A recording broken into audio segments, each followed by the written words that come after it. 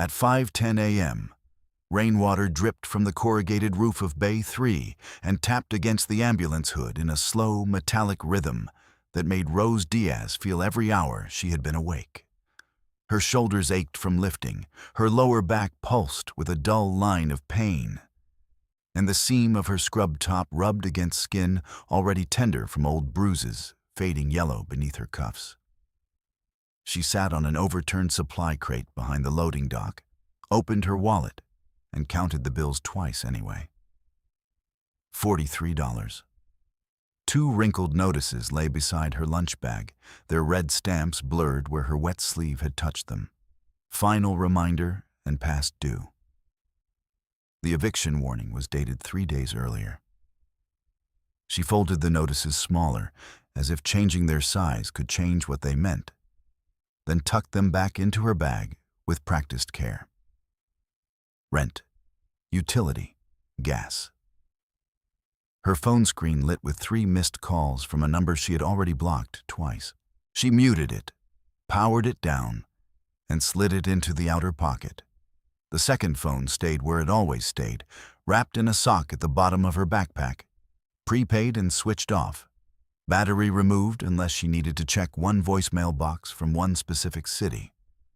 She had not turned it on in 9 days. 9 was good. 9 meant no one had forced her hand. The break room doors opened and shut, spilling fluorescent light across wet concrete. A co-worker she barely knew nodded toward her bag. "You heading home?" "Interview," Rose said, voice rough from too much coffee and too little sleep. At that hour, even simple words felt heavy. She stood, stretched until her spine clicked, and checked the mirror in the scratched metal cabinet by the sink. Dark half circles under her eyes, hair pulled back tight enough to pass for neat. Pale mouth. She changed out of scrubs in the single-stall restroom, pulled on black slacks and a thrift store blouse that still smelled faintly of starch, then buttoned her cuffs to the wrist and adjusted them twice to make sure no discoloration showed. By 5:42, she was driving across the industrial district in a borrowed compact car whose heater worked only when the vehicle was moving above 30 miles an hour. Warehouses blurred past, chain-link fences glistened under sodium lamps, and freight trucks hissed through standing water. Her stomach clenched with hunger and then ignored itself, because hunger was easier than fear and fear was easier than memory. She kept her speed steady, hands at 10 and 2, eyes flicking to mirrors in a rhythm learned from years of caution. Rear view, left, right, road, repeat. Pellegrini Holdings rose out of the gray morning like a polished refusal. Black marble at the motor court, smoked glass 3 stories high, brass lettering so clean it reflected the rain. Her tires rolled over the transition from cracked municipal asphalt to private stone so smooth it barely made a sound. Expensive cars lined the covered drop-off in disciplined angles, each with a driver standing nearby in dark uniforms and dry coats. Rose parked in visitor overflow near the security booth, killed the engine, and sat for 5 seconds with both hands on the steering wheel until the tremor in her fingers settled. Inside, the lobby smelled like cedar and money. No disinfectant, no burnt coffee, no old carpet damp from tracked-in rain. The floor gleamed, and the front desk was a single slab of pale stone with no visible clutter, no sticky notes, no taped reminders curling at the edges. A receptionist in a pearl gray suit looked up from a tablet, eyes moving once over Rose's shoes, then the hem of her coat, then the folder in her hand. "Can I help you?" the woman asked, precise and cool. "I'm here for the 7 o'clock driver interview. Rose Diaz." A pause, and then a faint lift of one eyebrow. "Are you sure you're in the right building?" The question landed exactly where questions like that always landed. Rose kept her expression flat. "Pellegrini Holdings, Private Fleet Division. Interview confirmation from Marin Holt, 11:18 p.m. yesterday." The receptionist checked her tablet, lips thinning when the name appeared. "Take a seat." The waiting area chairs looked decorative and uncomfortable, but were, annoyingly, perfect. Rose sat on the edge anyway. Folder on her lap. Her certifications were arranged in order behind clear sleeves: commercial permit, defensive driving renewal, patient transport commendation, 2 letters from hospital supervisors, 1 from a retired judge she had driven to oncology appointments for 6 months without being late once. She had done the work to look legitimate, because legitimacy had become a kind of armor. At 6:11, a junior security aide crossed the lobby carrying a clipboard. He slowed near her chair, glanced down at her heels, and smirked in a way he probably thought was subtle. "Driver interview," he said. "Yes." He tilted his head. Fleet manager usually screens candidates with executive transport experience first. Rose met his eyes. "I have 6 years of emergency transport in night conditions and urban congestion." "Right." His mouth twitched. "That's different." He walked away before she could answer. Her jaw tightened. She made herself unclench it. In hospitals and social service offices, in court waiting rooms, she had learned there were rooms where people tested your right to stand still. Passing meant not reacting in ways they could file under unstable. At 6:19, the lobby changed without warning. Not louder, quieter. 2 men by the elevator straightened at the same moment, and the receptionist lowered her voice as she answered a call. Rose looked up and saw him entering from the motor court doors with rain on the shoulders of a tailored dark coat and the kind of controlled movement that made space reorganize around him. Dante Pellegrini was taller than she expected. Dark hair brushed back, expression unreadable. No visible hurry, and no wasted motion. He crossed the marble with 1 security officer 2 paces behind him, and even from a distance, his attention felt exacting rather than broad, as if he was already sorting details. The junior aide, who had smirked at her earlier, stepped forward to intercept him, and then shifted, suddenly formal. "Mr. Pellegrini, candidate for the 7 o'clock is here." Dante's gaze moved to Rose. It did not linger on her clothes. It landed on the folder in her hand, then on the calluses across her knuckles, then briefly on the water stain spreading at the cuff of her coat. "Ms. Diaz," he said. His voice was low even, consequential without being loud. Rose stood. "Mr. Pellegrini." "You came from shift." It wasn't a question. "Yes, sir." "Show me your certifications." She handed over the folder. He reviewed each page quickly, but not carelessly, and asked 3 questions in clipped sequence. Prior collisions, emergency evasive maneuvers, route memory under fatigue. She answered in clean, short lines. He gave 1 small nod, then handed the folder back. "Biometric verification," he said to the security officer beside him. "Then, garage competency test." The officer touched an earpiece. "Yes, sir." No one smirked at Rose after that. She followed the officer down a side corridor paneled in dark wood and soft lighting that made the place feel less like an office and more like a private hotel. The shift from lobby noise to corridor silence made her skin prickle. Doors were labeled with understated silver plates. Compliance, fleet operations, legal intake. Halfway down, a side door with no label stayed closed while something thudded softly behind it, then quieted. The officer guiding her didn't look at it. Neither did she. At biometric intake, a valet in Navy uniform waited beside the scanner terminal. Young, maybe 22, with careful posture and hands that shook when he typed her name. His badge read Leo. "Sorry," he murmured when he mistyped Diaz as Diaz. "Long night?" "It's fine." He swallowed, corrected the entry, and held out a sanitizing wipe. "Right index first." Rose pressed her finger to the glass. Green outline, then left index. Green again. She exhaled slowly, unaware she had been holding her breath. Somewhere behind the wall, a dispatcher's voice crackled through a speaker, too loud for a second before someone adjusted volume. Seeing a cross-jurisdiction hit on... The audio cut. Silence snapped down so fast it felt deliberate. Leo's eyes flicked toward the speaker, then away. Thumbs, please. Rose placed both thumbs on the scanner. The machine hummed, paused, and then flashed red with a sharp tone that sliced through the room. Leo jerked back as if the glass had burned him. The security officer at Rose's shoulder touched his earpiece immediately.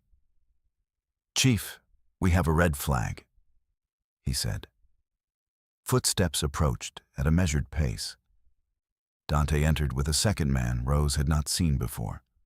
Broad-shouldered in a charcoal suit, hair clipped close, expression locked down hard enough to signal alarm to anyone trained to read people in crisis. "Security, Chief," Rose guessed before he spoke. "Sir," the chief said to Dante, and that one syllable carried the brittle edge Rose recognized from emergency rooms seconds before a code blue. Dante did not look at the scanner first. He looked at Rose. "Stay where you are." She stayed. The chief read from the tablet in his hand, tone formal but tight. Active missing persons report. 18 months open. Filing party listed as spouse. He hesitated, jaw set. Name on report, Adrian Cross. Rose felt the floor tilt and then lock back into place. Rain drummed faintly against distant glass, steady and relentless, while every eye in the room turned toward her and waited. Rose's fingers went numb first, then hot, as if her blood could not decide whether to run or freeze. She stared at the tablet in the security chief's hand and saw only 2 words with any clarity: missing and spouse. The room tightened around her, bright light glinting off the scanner glass, the hum of climate control suddenly loud as traffic. Leo stood rigid beside the terminal, his eyes fixed on a point just past her shoulder. And the officer at her back shifted his stance by half a step, enough to block the door without making a show of it. Dante's voice cut through the static in her head. "Confirm source and status. I want jurisdiction, timestamp, and update history." The chief moved his thumb across the tablet.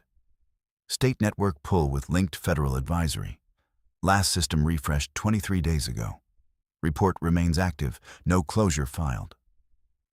Then he attached caution codes. A beat.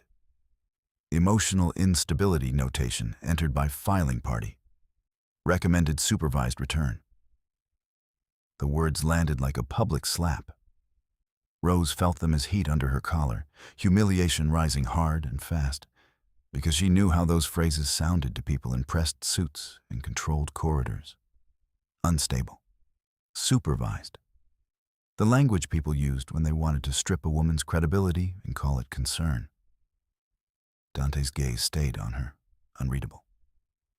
"Ms. Diaz, do you dispute this report?" Her throat worked once. "Yes." "On what basis?" "She is not missing," Rose said, forcing each word steady. "She left." The chief's eyes flicked up at the third-person correction, then back to the screen. Dante did not flinch. "Legal name?" "Rose Elena Diaz. I used Cross for 7 months after marriage. I revoked it in county court." "Case number?" She gave it from memory. He handed the number to the chief with a small turn of his hand. "Verify." The chief stepped 2 paces away, already speaking into his earpiece. "Need immediate court pull on name reversion, county civil, approximately 2 years back. Priority." Authority pressures settled in layers after that, efficient and cold. The officer beside Rose extended an open palm toward her bag. "Company protocol during identity conflict. I need all personal electronics in view." The request was polite. The meaning was not. Rose set her backpack on the counter and unzipped it slowly, aware of every eye in the room. Her cheap umbrella slid out first, then her lunch container, then a pharmacy receipt folded around 2 pain tablets. At the bottom, the wrinkled overdue notices caught on the zipper teeth and spilled free, red stamps bright against the white counter. Final reminder, past due. Nobody commented. Nobody needed to. She kept her face neutral while she placed her powered-down phone on the counter. The second phone stayed hidden in the sock lining beneath a seam pocket she had stitched herself, and her pulse hammered once at the thought of it. The officer glanced at the first phone, then at her. Any other devices? No. He held her gaze for one long second, then nodded and pushed the phone toward the chief's side of the desk. Passcode 4021. The screen lit. Missed calls from blocked numbers appeared in the notification bar before he cleared it. Rose watched his expression flatten into professionalism, but she saw the brief flicker of judgment first. She had seen that look in triage waiting rooms, custody lobbies, social services intake. The look that said, "This is complicated, and complicated means trouble." By 6:27 a.m., they moved her to a glass-walled interview room off compliance, not locked, but watched from both sides. Rain crawled down the windows in silver threads, distorting the motor court into dark shapes and headlights. A silver tray sat untouched at one end of the table, water bottle still sealed, linen napkin folded into a sharp rectangle. Across from her, the receptionist from the lobby entered with a tablet and a tighter smile than before. "Ms. Diaz, I'm going to ask a few clarifying questions while records are pulled." The woman's tone was professionally smooth now, stripped of the earlier condescension, but it carried the same distance. Rose nodded once. "Current address?" Rose gave it. "Length of tenancy?" 4 years? "Emergency contact?"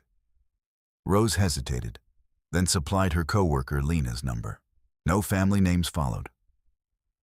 The receptionist's eyes paused, waiting, then moved on. "Any active restraining orders, either filed by or against you?" "No active order right now." "Any pending custody actions?" "No." The receptionist tapped the screen, each click precise. "Any diagnosed conditions that could impair judgment while operating executive vehicles?" Rose looked up sharply. "No." "Medication that affects concentration?" "No." "History of leaving assigned posts without notice?" "No." The questioning was clean enough to pass as standard intake, but the subtext scraped. Rose recognized the framework. Build a profile, map risk, find the weak hinge. Across the glass wall, the junior security aide who had smirked at her in the lobby stood pretending to review a binder while looking in every few seconds. She could feel the class mismatch like a physical draft. Expensive wood paneling and tailored jackets weighing every answer she gave against how her thrift store cuffs sat at her wrists. The door opened. Marin Holt stepped in, likely the sender of last night's confirmation email, all dark bob and immaculate navy suit, legal pad tucked under one arm. She gave the receptionist a brief nod and sat at the table opposite Rose. "Ms. Diaz, I'm in-house counsel for fleet and personnel risk. I need clarity before Mr. Pellegrini can continue your candidacy." The phrasing was careful, almost kind. The pressure underneath was a vice. Marin folded her hands. "Did you, at any point, notify law enforcement that you were voluntarily separating from your spouse?" "Yes." "Do you have documentation with you?" "Not on paper." "Digital copies?" "Not on this phone." Marin's gaze dropped to the overdue notices, still peeking from Rose's bag, where security had re-zipped it poorly. She looked back up without comment. Were there prior incidents with Mr. Cross that would explain an open missing person filing? Rose felt her spine go rigid against the chair. This was the line she had rehearsed for judges and intake officers, the line she could deliver without shaking if she kept her breath shallow. There was coercive control in the marriage. I left without advance notice for safety. Maren did not soften. She did not harden either. She wrote 3 words, then asked, "Any hospital reports? Witness statements?" "Not filed under my full name." "Why?" Rose laughed once, a dry, exhausted sound she hated as soon as it left her mouth. "Because paperwork does not follow women safely when the wrong person knows where to request it." Maren studied her for a moment, then turned to the glass wall and motioned for the chief. He entered with a printed sheet, fresh from the downstairs legal printer, still warm enough to curl at the corner. "County clerk confirmed name reversion," he said. "Legitimate. Cross listed as former spouse. No closure request on the missing person report." Maren took the page, scanned it, and slid it to Rose. Her old signature stared back from the bottom, shaky but real. Seeing it made her chest tighten with a memory she had spent 18 months burying. Fluorescent courtroom light, a borrowed blazer, a bailiff who called her by the wrong married name twice and then shrugged. Dante appeared in the doorway as silently as before. The room shifted toward him without anyone speaking. He read the page over Maren's shoulder, then looked at Rose. "Why didn't you disclose this in your intake form?" The question held no accusation. It held consequence. Rose met his eyes. "Because I needed a job interview, not a disappearance hearing." For the first time, something moved across his expression, brief and difficult to label. Not pity, not disbelief. Calculation, perhaps, with a thin edge of anger aimed somewhere beyond the room. He turned to the chief. "This remains internal. No external notification without legal review from Holt and direct sign-off from me." "Understood, sir." Maren closed her pad. "Policy requires temporary hold until identity risk is adjudicated." Dante did not look away from Rose. "She stays on site until we decide next step. No transfer, no release to third party." The chief answered immediately. "Yes, sir." A dull thud sounded from the unlabeled side door down the corridor, then another, like something heavy set down too quickly. Everyone in the room paused for a fraction of a second. The chief touched his earpiece. "Status at service hall?" A crackle answered too low to make out. He listened, jaw tightening, then said, "Copy. Keep it contained." Rose watched him, skin prickling. Contained what? The rain intensified, striking the windows in harder bursts that blurred the motor court into streaked black and white. Somewhere beyond the glass, tires hissed across wet stone. Leo appeared at the far end of the hallway, carrying a fresh toner cartridge, hands still unsteady, and nearly dropped it when 2 suited men passed him at speed. He muttered an apology to nobody, shoulders drawn high. The chief returned to the table and set down a second printout, this one from state dispatch logs. "There's an update sequence on the Cross filing," he said to Maren and Dante. "Pattern is irregular." Maren frowned. "Define irregular." 4 welfare check requests in 6 months, each canceled by caller less than 10 minutes after issuance. Different precinct routing each time. Same callback number. Rose leaned forward before she could stop herself.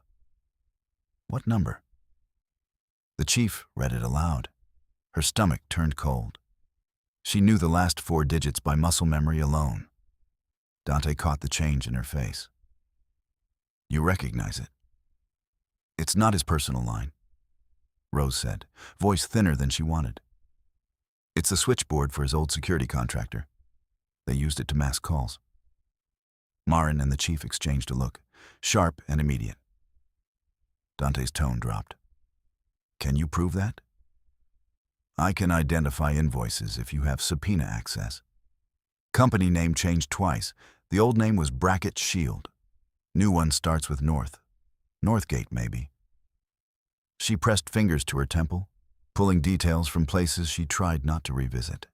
The hold music was always violin, and they answered with control desk, even when you called after hours. The chief was already writing. I can run corporate aliases. Another sound came from the corridor. Not a thud this time, but hurried footsteps, then a stop outside the glass. A young dispatcher in headset stood there, pale and damp. Rain beaded on his jacket shoulders, as if he had crossed the motor court fast. He knocked once, opened the door at the chief's nod, and kept his voice low. Gatehouse just flagged a repeat inquiry, he said. Caller refused to identify, asked if a female applicant named Diaz had cleared biometric and whether she was leaving by vehicle or on foot. Marin went still. Timestamp. 2 minutes ago. Recorded? Yes, ma'am. The chief's eyes narrowed. Route it to forensics and lock gate camera buffer for the last 30. The dispatcher swallowed. There's more. Patrol unit doing routine perimeter just reported a dark sedan idling across from loading entrance C. No plate read yet. Driver stayed in vehicle with lights off. Rose felt the room tilt again, this time without recovery. Rain hammered the glass like thrown gravel. Dante's voice remained level, controlled to the point of menace. Seal external access points. Move Miss Diaz away from exterior windows. Now. As the chief reached for his radio and Marin rose from her chair, the hallway lights flickered once, then steadied. And in that brief pulse of dimness, Rose saw Leo at the corridor corner staring toward the service door, his face drained, as if he had just recognized someone he had hoped never to see again. Leo did not move from that corner, and Rose followed his line of sight to the narrow strip of hallway camera feed mounted near the ceiling. On the grainy monitor, rain silvered the outside pavement in diagonal sheets, and a dark sedan sat exactly where the dispatcher had described it. Lights dead, engine heat warping the air above the hood. The chief stepped into the corridor, voice clipped into his radio. Perimeter team to entrance C, 2 vehicles, full plate capture and driver ID. Do not engage unless he crosses line. Marin was already at Rose's side, one hand light at her elbow, guiding her away from the glass wall. Ms. Diaz, we're relocating you to an interior office. Rose let herself be moved because her knees had gone unreliable, and because the practical part of her mind understood sight lines, exits, choke points. The old part of her mind, the part that remembered footsteps in parking garages and a hand closing around her wrist with a smile attached, was louder. Her skin tightened across her shoulders under her damp blouse. Her mouth tasted like metal. Dante stayed in the doorway until Rose and Marin were clear of the windows, then turned toward the chief. No uniforms unless necessary. Keep this private. Yes, sir. As they reached the bend in the corridor, the same unlabeled service door thudded again.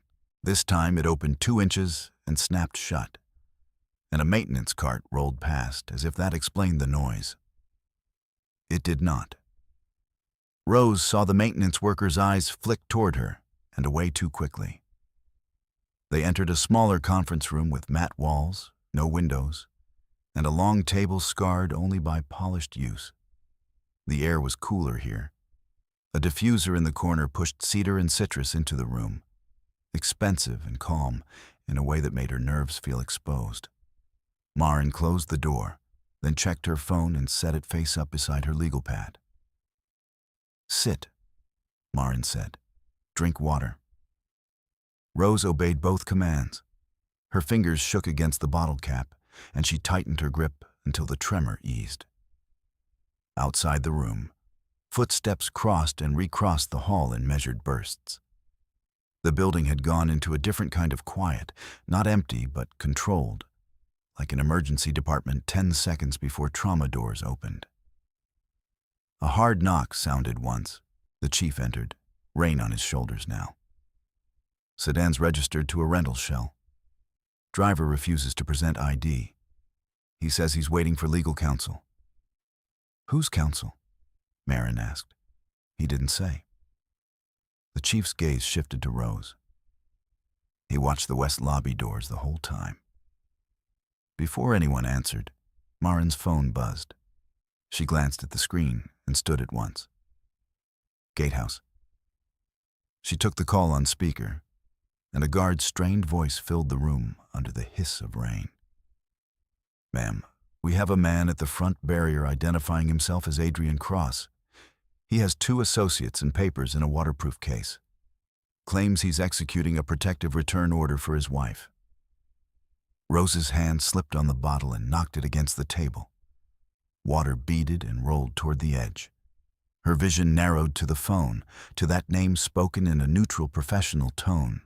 As if it were any other visitor check, Marin's voice stayed precise. Who admitted him to the pedestrian lane? He arrived with a process server credential and requested immediate compliance. Says delay constitutes interference. Keep him outside. No lobby access pending verification. A second voice cut in over the line, male and polished, close enough to the gatehouse mic that Rose could hear the smile in it. Marin Holt, I assume? Adrian Cross. We can save everyone time. My wife has had a documented episode and left medical supervision. I'm here to bring her home quietly. Rose's throat closed so hard she swallowed against pain. Marin muted the call and looked at Dante. He's forcing a legal optics scene. Dante's expression did not change. Unmute. Marin did. Dante stepped closer to the phone. Mr. Cross, this is Dante Pellegrini. You are on private property. You'll remain at the barrier until my counsel verifies every page you're holding. A brief pause, then Adrian again, smooth and friendly. Of course, I appreciate diligence. You should also appreciate urgency. Rose can become disoriented under stress. Rose's nails bit into her palm beneath the table. Dante's voice cooled another degree. You do not discuss her condition with me. I'm trying to prevent embarrassment for your firm. You're creating it. Stay where you are.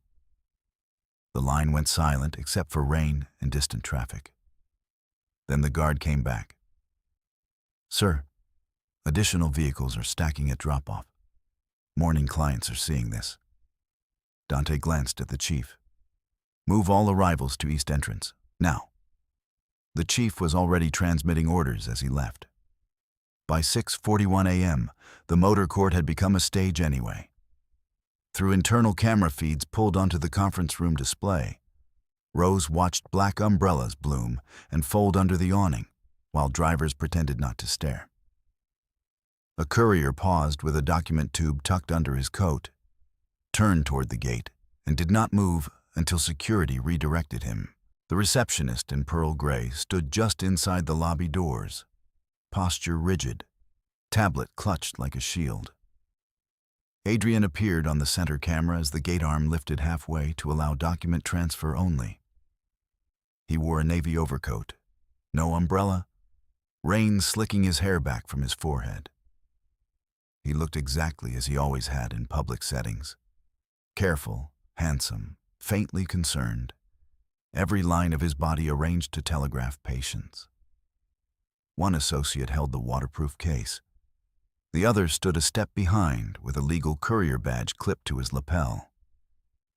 Adrian tilted his head toward the nearest camera and smiled. Rose's pulse kicked hard enough to blur the image for a beat.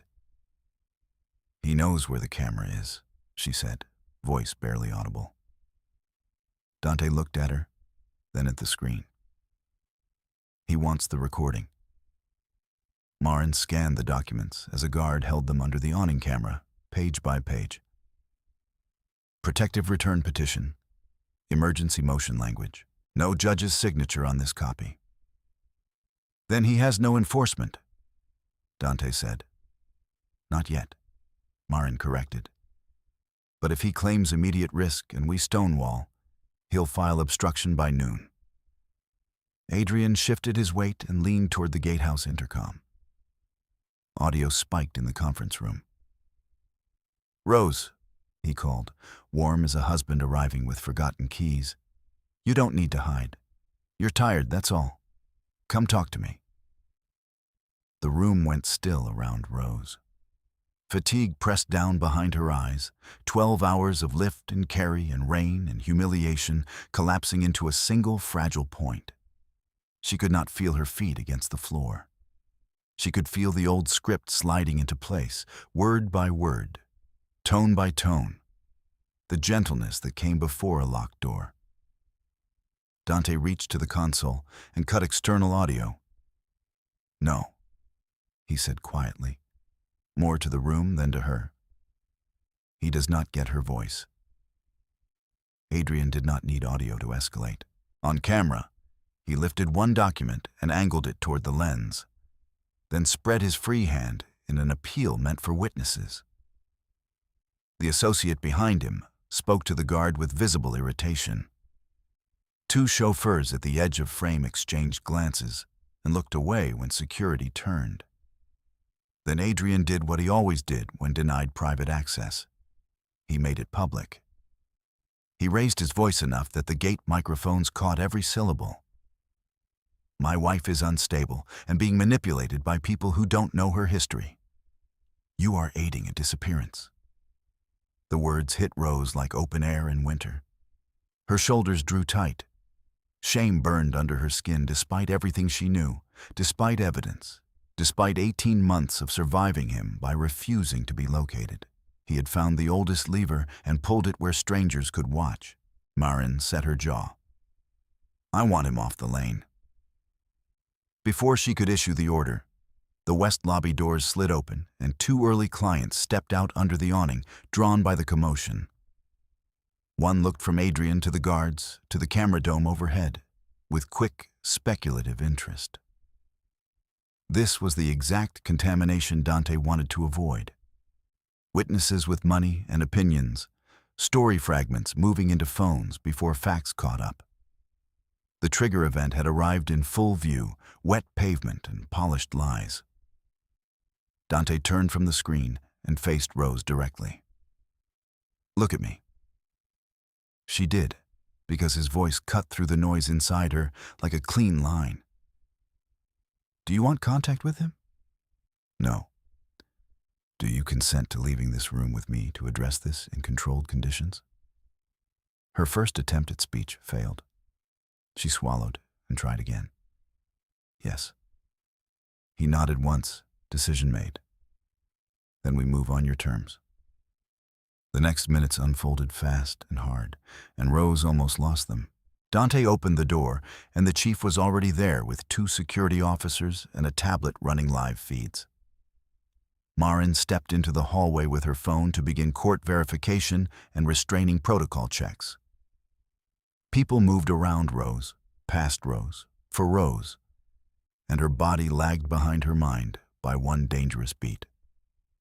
When the group reached the interior stair landing, a junior staffer rounded the corner carrying coffee service and stopped short at the sight of Rose flanked by security.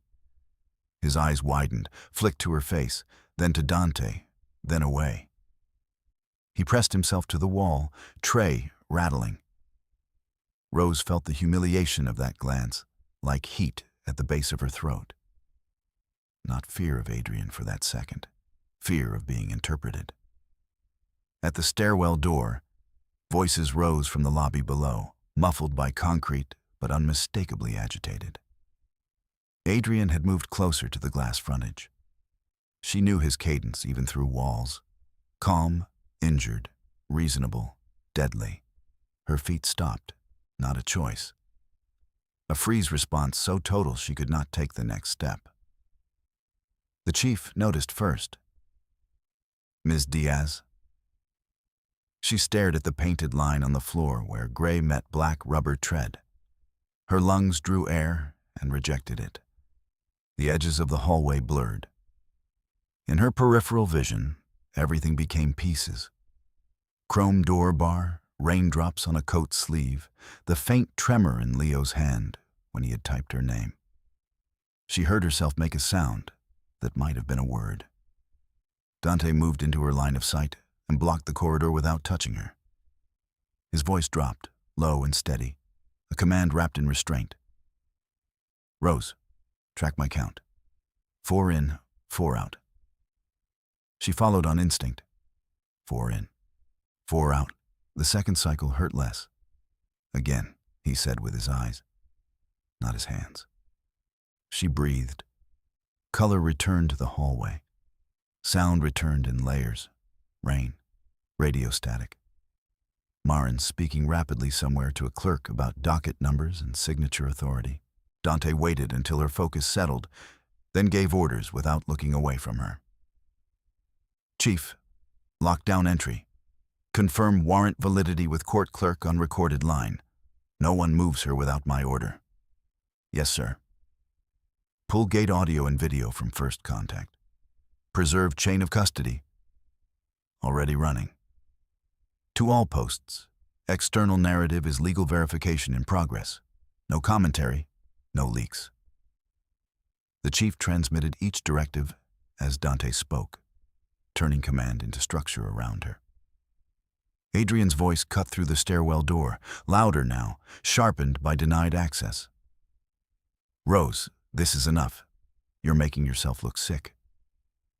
Rose flinched, and Dante's jaw tightened, controlled rage visible in the flex near his temple. He spoke to the officer on his right. Seal west lobby. Move civilians to east corridor. If Cross crosses threshold, he is trespassing pending council determination. The officer nodded and moved. Dante faced Rose again. Do you understand me? She held his gaze and found her own voice in a rough, narrow line. Don't let him get within arm's reach. You have my word. The words were simple, but they landed deeper than she expected, perhaps because he offered no softness, no false reassurance, only a boundary and the force to enforce it. Marin returned at a near run, phone still at her ear. Clerk confirms no signed return order on file. Petition only. Process server credential is real, authority is not. Dante took the phone from her, listened to the clerk directly, thanked her once, and handed it back. Document that. He turned to the chief. Escort Mr. Cross off property. If he refuses, call city police and provide counsel statement. He gets no private meeting, no visual access, no exceptions. Then to Rose, quieter, the same controlled tone. Stay behind me. For the first time since hearing Adrian's name in the scanner room, Rose felt the freeze inside her crack enough to move. She nodded. Dante opened the stairwell door, and the noise from the lobby surged up. Rain against glass, shoes on marble, Adrian's cultivated concern curdling into anger as security closed in. While Dante stepped forward and took command of the ground floor like the building itself answered to his pulse. While Dante stepped forward and took command of the ground floor like the building itself answered to his pulse. He moved down the last 3 stairs without hurry, coat dark with rain at the shoulders, and the lobby reorganized around him in seconds. 2 security officers peeled away from the front desk to clear a corridor. The receptionist in pearl gray guided waiting clients toward the East Hall with a voice that stayed calm despite the tremor in her hands. Adrian stood just inside the weather line, rainwater beating on his overcoat, legal packet lifted in one hand as if he were presenting an award instead of a claim. Mr. Cross, Dante said, stopping 5 feet short. You were instructed to remain at the barrier. Adrian's smile held. I was instructed by your staff, not by the law, My wife is in distress. You are interfering with care. Rose stayed where Dante had placed her, one stride behind his right shoulder, close enough to hear the quiet click of his cuff button against his watch when he crossed his arms. Her heart hammered against her ribs with old panic, but this was not the same ground as before. There were cameras in corners, witnesses in motion, and a line of personnel who took their cues from one man and did not break formation. Dante nodded toward Marin, who had reached his left with the clerk on speaker.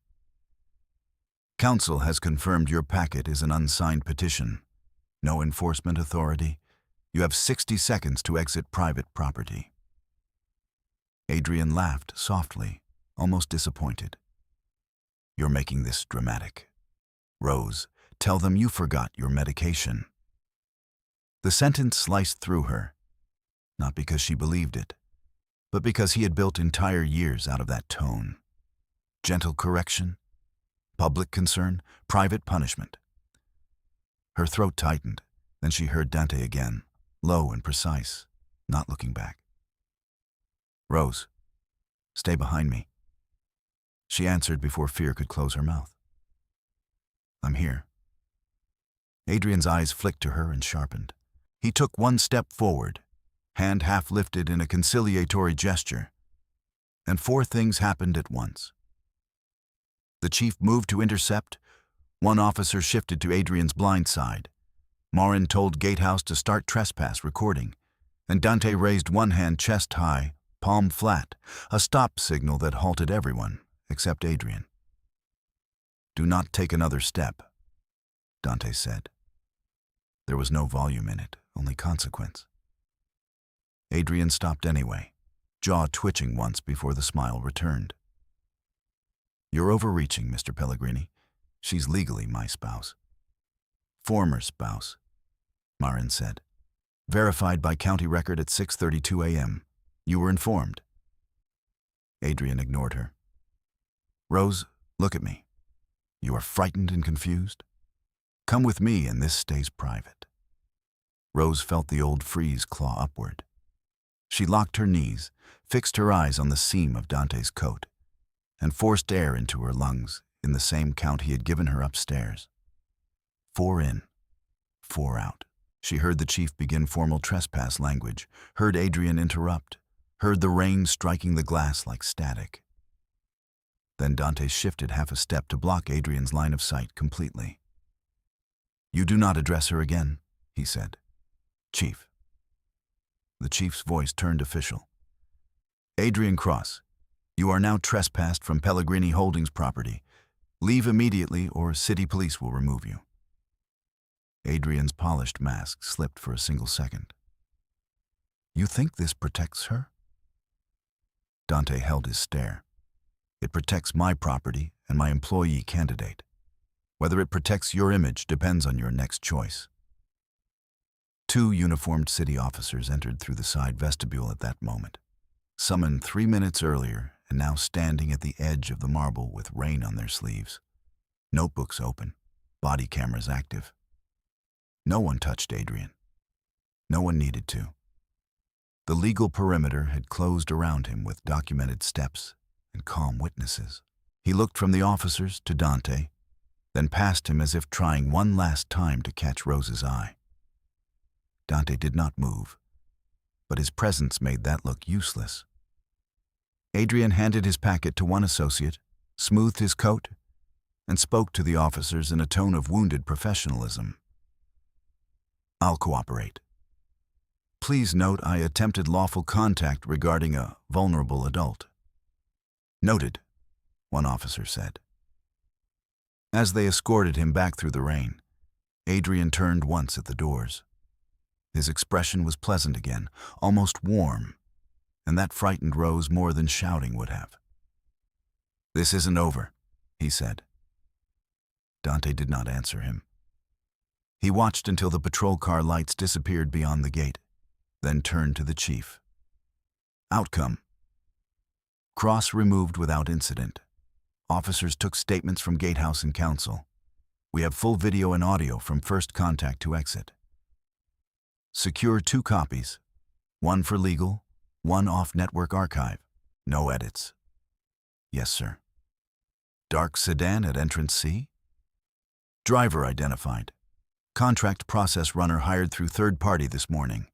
No direct warrant authority. We logged ID, plate, and payment stub. City officers advised and released him. That closed one thread. Rose had not realized she was waiting for it, till she felt the tension in her shoulders drop by an inch. Dante continued issuing orders as they moved. West lobby remains closed for 20 minutes. Route all arrivals through East. Pull staff who witnessed direct contact for individual statements before lunch. No group debrief. He glanced toward Leo, who stood near the service corridor with a stack of intake files pressed too tight against his chest. Leo.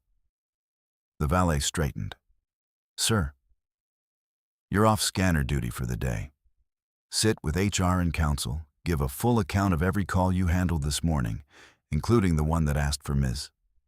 Diaz by name. Leo swallowed and nodded. Yes, sir. Dante's eyes shifted to the unlabeled side door at the end of the hall, then to the chief. And that door. Facilities confirmed it. Burst pipe in archival storage at 5:50. Maintenance was moving boxed records. That's the noise we heard. Camera verifies. Another thread closed. Rose let herself believe it for exactly 2 breaths. Move Ms. Diaz, Dante said. Internal elevator only. By 7:03, she was in a private lift with mirrored steel walls and no buttons visible from inside, rising fast enough to make her ears pop. The chief stood beside the panel, one hand near a coded key slot. Marin was on her phone with county records, requesting certified copies of the name reversion order and prior welfare check logs. Rose leaned back against the cool wall and became acutely aware of body state in inventory form. The way trauma physician intake forms taught people to answer. Shaking hands, dry mouth, sharp pain behind left shoulder blade, hunger, fatigue, nausea, no dizziness, alert and oriented. The elevator opened into a penthouse corridor softened by rugs and low lighting, far from the metallic scent of rain and the bright pressure of the lobby. A house manager named Elena met them at the threshold with folded clothes, hotel white towels, and the neutral competence of someone used to crisis arriving in tailored shoes. Guest suite is ready, Elena said. Dry set in the bathroom, tea and broth in 10. Add protein, Dante said. She hasn't eaten. Elena gave one brief nod and disappeared down the hall. The suite was larger than Rose's apartment by 3 times. But the first thing she noticed was the lock. Steel core, interior deadbolt, reinforced frame. Security before luxury. She stood just inside the door. Wet cuffs clinging to her skin, while the chief checked windows, adjoining doors, and comm panel in practiced sequence. Perimeter on this floor is restricted, he told her. 2 officers at hall ends, 1 outside this door. If anyone knocks without giving today's code phrase, you do not open. Phrase is black marble. Rose nodded. Say it back. Black marble. Good. Dante remained near the entry, speaking into his phone with clipped precision.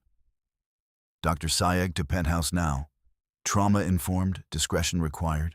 Also send meal service, no alcohol, no caffeine. A beat. And pull 3 drivers from executive pool for decoy exits in the next hour. Staggered departures. Use my car in slot 2. He ended the call and looked at her directly. You are safe in this room. The word safe scraped against disbelief, but his logistics made it harder to dismiss. Locks, code phrase, officer placement, legal documentation already moving through proper channels. Safety as a system rather than a promise. Elena returned with a tray and set it on the low table. Chicken broth, rice, fruit, a small plate of toast, and a glass bottle of water already opened to spare shaking fingers the cap. She placed the folded clothes at the arm of a sofa without comment on the damp blouse clinging to Rose's shoulders. "Bathroom is through there," Elena said gently. "Take your time." Rose changed in steam-warmed quiet, trading thrift store fabric and rain chill for soft cotton and thick socks that did not smell like antiseptic and night shift. When she emerged, Dr. Sayegh had arrived, a middle-aged woman with a dark braid and steady eyes who asked permission before every step. Blood pressure, pupils, range of motion at Rose's neck and shoulder, questions asked in neutral tone with no implied blame. "Any current medication?" the doctor asked. "Only over-the-counter pain tablets." "Any recent head strike?" "No." "Any pregnancy possibility?" "No." Dr. Sayegh nodded, documented, and looked once toward Dante, who waited by the window but did not intrude. "Acute stress response, sleep debt, dehydration, mild shoulder strain. She needs rest, regular food intake, and no unsupervised external movement today." "Done," Dante said. The doctor handed Rose a card. "You can refuse any question that feels unsafe. Even in court settings, ask for trauma-informed process support. Say those words exactly." Rose took the card with both hands. "Thank you." By 8:12, rain had thinned from hammering sheets to a steady gray veil over the city. The immediate storm inside the building had shifted into structured aftermath. Marin came in with updates. Certified copies requested and expedited. Police incident number logged. Trespass order served. Gatehouse call routed to forensics. And a judge's clerk confirming that any emergency petition from Adrian would require an evidentiary hearing, not automatic transfer. "His leverage is narrowed," Marin said. "Not gone, but narrowed." The chief added his own report. "Witness statements are consistent. Cross claimed welfare concern, no authority, refused first directive, complied after police arrived. We also recovered the call recording from the unidentified inquiry. Voice analysis is running." Dante gave brief instructions to both, each outcome tied to a next action. Nothing floated. Everything landed somewhere. Rose watched that machinery and understood why people called him ruthless. Ruthless could mean violent. It could also mean he did not leave gaps where predators lived. When the room finally emptied to just the two of them, silence expanded around the faint hum of climate control and distant rain. Dante stood near the window, hands in his pockets, gaze on the slate-colored river cutting through the financial district below. Without the coat and public choreography, he looked older by a few years, not in face, but in posture, as if tension had been welded into his shoulders a long time ago. Rose sat with the untouched last piece of toast on her plate and the doctor's card under her thumb. "Why did you step in this hard?" she asked. "You could have called this a hiring risk and walked away." He didn't answer immediately. When he did, his voice was lower than before, stripped of command cadence. "Because I know what falsified welfare language can do when institutions prefer clean paperwork to difficult truth." She waited. He turned from the glass. "My sister, Lucia, was 23, engaged to a man with perfect references and no visible temper in public. She tried to leave twice. The third time, he filed concern statements saying she was unstable, unwell, not reliable without supervision. He used the right words in the right offices." Dante's jaw tightened once, then steadied. A temporary hold sent her back to his address for 72 hours while signatures moved. She did not survive those 72 hours. The room seemed to lose oxygen. Rose stared at him, at the absolute control in his face and the fracture beneath it that explained more than any rumor ever could. "I'm sorry," she said, and the words felt too small. He gave a short nod, accepting them without looking comforted. After that, I built protocol, so no one in my buildings gets transferred on somebody else's narrative. Verification first, always. Rose looked down at her own hands, at the faint yellow traces beneath skin where old bruises had been fading. That's why you asked for case number instead of asking if I was telling the truth. Yes. Most people ask if you're telling the truth. Most people prefer intuition, he said. Intuition is where charming men hide. For the first time since dawn, Rose felt something inside her soften that was not surrender. Recognition, maybe, not of shared pain as identity, but of structure built from it. He had not rescued her because she looked fragile. He had recognized a pattern and refused to feed it. She drew a slow breath. He filed me as missing 18 months ago. I spent that whole time thinking if the system found me first, it would hand me back. Dante met her eyes. Not here. Outside, the rain continued. Lighter now, silver threads on glass instead of impact. Inside, locked doors held. Files were moving under honest names. For the first time in a long time, Rose believed the day might end without running. For the first time in a long time, Rose believed the day might end without running. And the belief frightened her almost as much as Adrian's voice had, because staying still required a kind of trust she had never been able to afford. Dante remained by the window. Dark suit jacket folded over the back of a chair. White shirt sleeves rolled once at the forearms, his profile carved against rain-streaked glass and steel skyline. Without the coat and the public distance, he looked less like a headline and more like a man who had taught himself to hold grief by turning it into procedure. Rose hated that she noticed his hands when he reached for the secure phone on the credenza. Hated that a low, steady voice could make her chest loosen when the same tonal register from Adrian had once meant danger. A soft knock came at the door. The chief stepped in with a tablet, gaze moving first to Dante, then to Rose, never lingering long enough to feel invasive. Update from Gatehouse and city officers. Cross is off our property and has stopped at 2 media kiosks on Hanover, likely to establish presence. He filed a welfare concern statement at precinct intake 15 minutes ago. Marin entered behind him. Damp umbrella folded and clipped shut. He's trying to create a documented trail that he attempted care and we obstructed. Standard coercive pattern with polished language. She set a thin stack of papers on the table.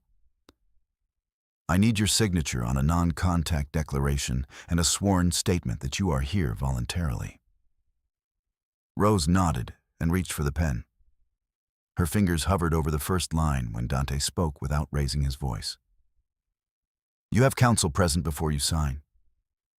Marin gave him a clipped look. She does. Me. You represent the company first. The tension in the room shifted. Marin held his stare for a beat, then looked to Rose. He's right on structure. I can call outside counsel and have one on video in 5 minutes. I don't have 5 minutes of calm in me, Rose said, then regretted the crack in her voice. She straightened the page and signed anyway, each letter deliberate. I know what I'm saying. I am here voluntarily. I do not consent to contact. Marin watched the signature, then slid the next page forward. Then we do this cleanly and fast. When the chief and Marin left with the documents, the suite quieted again. Rain and distant traffic muffled behind triple-pane glass. Rose set the pen down and realized her hand was shaking harder now than it had in the lobby. She pressed her palm flat against the table. Dante crossed the room and stopped at a respectful distance, close enough for his presence to register, far enough that she could choose whether to bridge it. You're running on adrenaline and no sleep, he said. Sit. There it was. The command cadence, economical and unadorned. Her skin tightened in immediate resistance, old reflex and fresh gratitude colliding so fast it made her dizzy. "Don't order me unless it's tactical," she said quietly. "I know you're trying to help. I still hear him when men decide things for me." Dante's expression shifted, not wounded, not defensive. Precise recalibration. "Understood." He inclined his head once. "Would you sit?" The adjustment landed deeper than reassurance could have. Rose sat. He sat across from her, forearms resting on his knees, attention fixed and unblinking in a way that felt like respect instead of surveillance. The attraction moved through her like a second pulse, unwelcome and undeniable, sharpened by the fact that he listened when she drew a line. Fear lived there too. He had resources, men, locked elevators, a building that bent around his orders. The traits that made him safe today could make anyone else dangerous tomorrow. Trust was not a switch, it was an audit. "There's something I didn't disclose," she said. His gaze did not harden, but it narrowed with focus. "Tell me." "When your officer asked for all devices, I gave one." She swallowed. "There's a second phone in my bag. Hidden SIM in the lining, prepaid, battery separate." Silence held for a beat. She waited for anger, for the crisp disappointment that would reduce her to a risk code. Instead, he asked, "Any active location services on it?" "No." "Any outgoing calls from this property?" "No." He stood and opened the suite door. The chief appeared immediately, as if he had been measuring distance by breath. Dante kept his eyes on Rose while he spoke. "Ms. Diaz has disclosed a second device not previously surrendered. Retrieve it in her presence. Chain of custody starts now." The chief nodded once. "Yes, sir."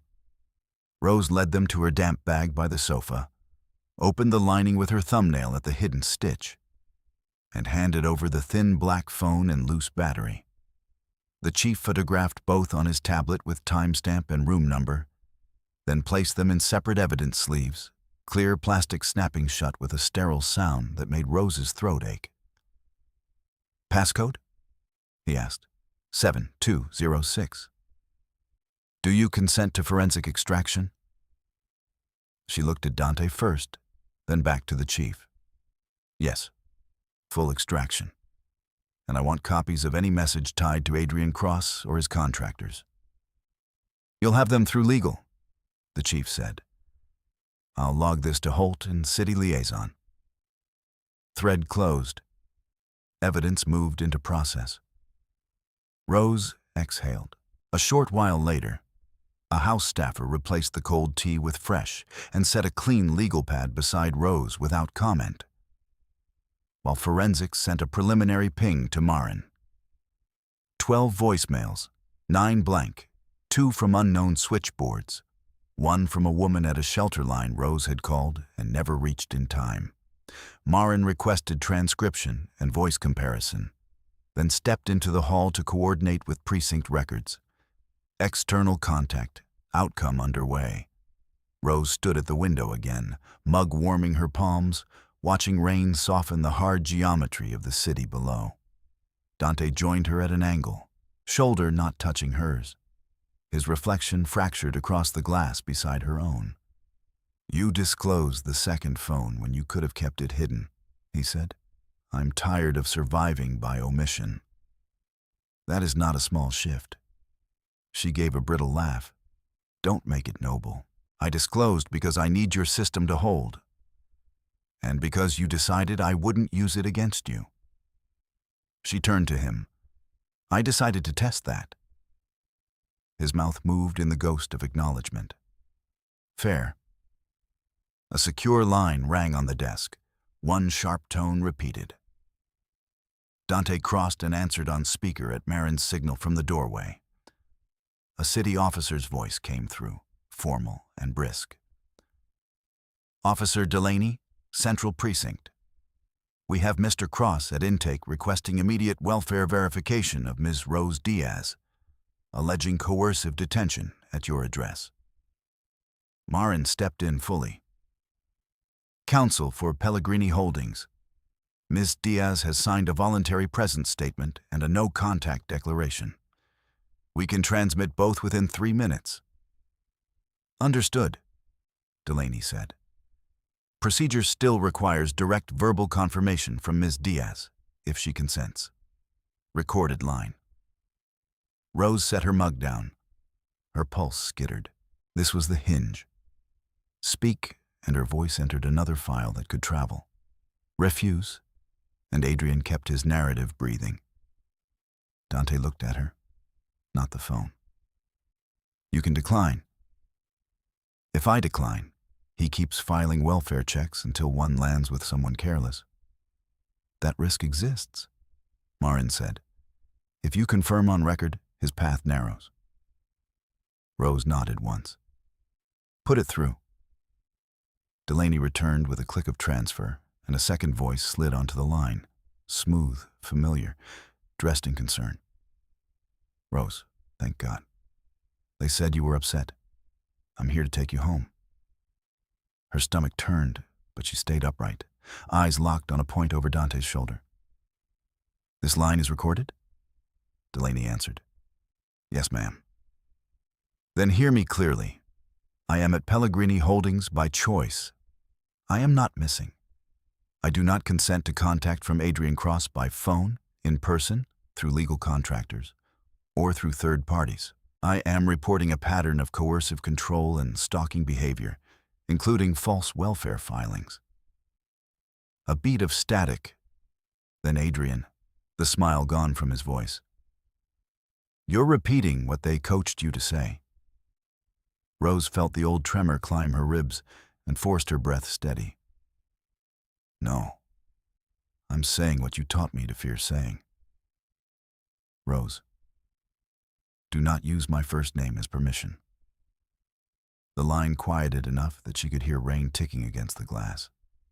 Dante's jaw set, controlled rage visible but contained, and when he spoke, his tone was low enough to chill the room. Cross, this is your final notice. She is under my protection and under counsel. You will not approach my property, my staff, or Ms. Diaz again.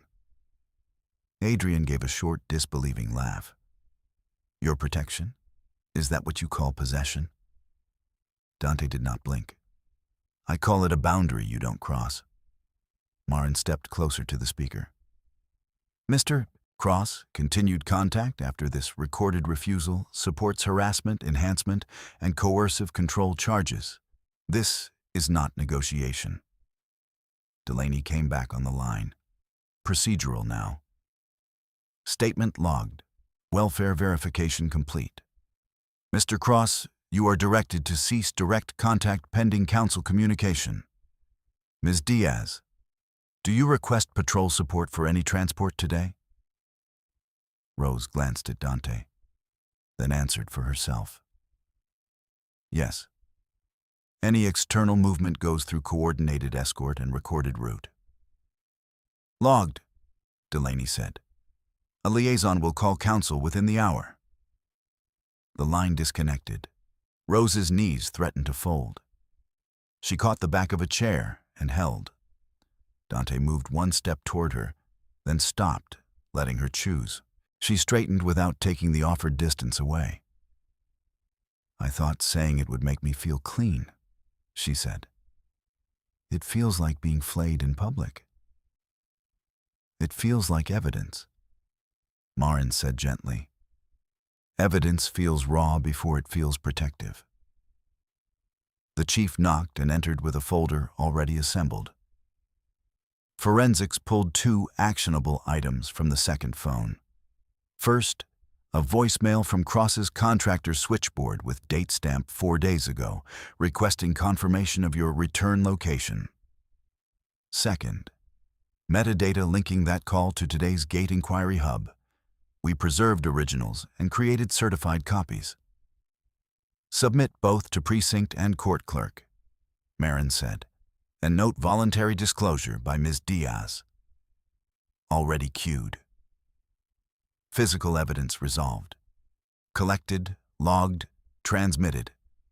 External contact resolved. Precinct recorded statement. Liaison assigned.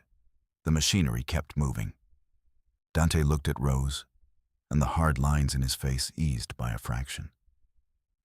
You did exactly what he didn't think you could do. You named it in the open. She met his eyes, heat rising unexpectedly under exhaustion. You stood there while I did. I said I would. He held her gaze 1 second longer, then turned to the chief. From this point, any attempt by Cross to route through our gates, phones, or staff triggers immediate police notification and automatic evidence capture. No discretion. Yes, sir. Dante's next words were quieter, meant for Rose but spoken where his team could hear and enforce. No one decides her fate in this building. Not him. Not the courts without proof. Not even me. The statement settled over the room like a lock turning. Not romantic, not soft, but absolute in the only currency that mattered today. Structure, witnesses, and consequence. Rose felt the shaking in her hands begin, finally, to ebb. The secure phone rang again before the room could settle, and Marin answered on the first tone, then angled the speaker toward Rose. Officer Delaney's voice came through clearer this time, procedural and steady. He confirmed receipt of the voluntary statement, the no-contact declaration, and the forensics packet, then gave a new case number that merged the welfare filing history with stalking and coercive control reports. One more item, he said. Your prior ambulance logs were submitted by counsel this morning. Traffic camera pulls match the plate fragments you recorded. That establishes repeated surveillance over several months. Rose closed her eyes for one breath, feeling the old dread loosen by a fraction. Delaney continued. A liaison unit is assigned for any movement today. You call, we roll. Marin read the number back for accuracy, and the line ended with a clean acknowledgement instead of doubt. By 2:30 that afternoon, the rain had thinned to mist and the penthouse conference room had become a working file center, every thread pinned to outcome. The chief laid out chain of custody sheets in exact order. First phone imaged and returned to sealed storage. Second phone extracted and copied to precinct evidence. Gate audio preserved in 2 verified archives. Sedan driver ID logged, and Adrian's unsigned petition scanned into the police report as attempted leverage without authority. He had the maintenance footage too. The unlabeled service door noise was exactly what facilities claimed. 2 workers moving water-damaged archive boxes after a burst pipe at 5:50 a.m. No hidden personnel and no tampered timestamp. Nothing else behind that door, he said. We pulled 6 hours of camera from 3 angles. Rose nodded, the residual tension in her neck easing as that loose edge finally clicked into place. Leo asked to speak in person, and when he stepped into the room, he looked younger than he had at the scanner terminal. Palms damp, collars slightly crooked from tugging at it too often. He kept his eyes on the chief until Dante told him, "Say it where she can hear it." Leo swallowed and faced Rose. I froze earlier because I recognized one of Cross's associates. His voice shook, then steadied. The courier badge guy at the gate.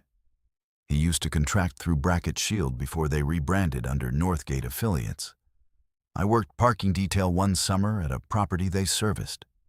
He asked me in the hallway this morning if the Diaz applicant had cleared biometrics yet. I didn't answer, but I didn't report it fast enough. He looked stricken. I should have. The chief slid a written statement toward him. You are reporting now, he said. Sign, and it goes in the file. Leo signed, and that loaded look from the corridor was no longer a mystery hanging over anyone's shoulder. The receptionist in pearl gray came next. tablet replaced by a legal affidavit and a face stripped of corporate polish. She confirmed exactly what she had seen at the lobby doors and at the gate, including Adrian's wording and his refusal to leave on first instruction. Her voice caught once when she reached the line about Rose appearing unable to speak while Adrian advanced. She didn't embellish and didn't retreat. "I misjudged her when she arrived," she said quietly, eyes on the paper. "That was mine, not hers." Marin accepted the statement with a brief nod and added it to the witness packet. No apology speech, no performance, just a correction entered into record where it would matter. At 4:05 p.m., Dr. Sayegh returned for a final same-day check before any transport. She watched Rose track finger movements, tested shoulder rotation, and asked the same grounding questions with the same respect as before. "You can appear tomorrow," she said, signing a brief functional report for court support. "But take escort, eat before testimony, and ask for recess if your throat locks. That is not weakness. That is a physiological response." Rose folded the report into her folder beside the overdue notices she had carried all morning, the red stamps now absurdly small compared to everything else on the table. Dante noticed her glance and said, "Payroll can issue an advance under contract policy if you accept terms." Rose met his eyes. "I'll accept the contract, not charity." "Then it will be wages," he said. "Nothing else." 48 hours later, at 9:12 a.m., the courthouse garage smelled of wet concrete and engine heat, and the escort detail moved in tight, practice lines around Rose as she stepped out of a dark sedan under plain black umbrellas. She wore a charcoal suit, borrowed from Elena's emergency wardrobe, and shoes that fit well enough to keep her stride even. Dante was beside her, not touching, one pace close. Inside the secured intake corridor, Delaney met them with a clipped nod and a warning. Adrian had requested direct contact twice through counsel and had been denied twice on record. "He may still try to speak at transfer points," Delaney said. "You don't answer. We handle him." Rose nodded once. Her pulse ran high but clean, fear braided with resolve rather than paralysis. In the evidentiary hearing, Adrian tried charm first and indignation second, but documents outran performance. Marin entered certified records in a sequence built to withstand appeal: legal name reversion, unsigned return petition, repeated canceled welfare requests from linked callback hubs, surveillance-linked plate matches, and the voicemail metadata connecting Northgate's switchboard to gate inquiries about Rose's movement. The judge listened without interruption, then asked Rose one question directly. "Are you before this court voluntarily?" Rose kept her hands flat on the rail and answered in a voice that did not break. "Yes, Your Honor. I left to survive. I am asking for permanent no-contact protection and criminal review based on coercive control, stalking, and false reporting."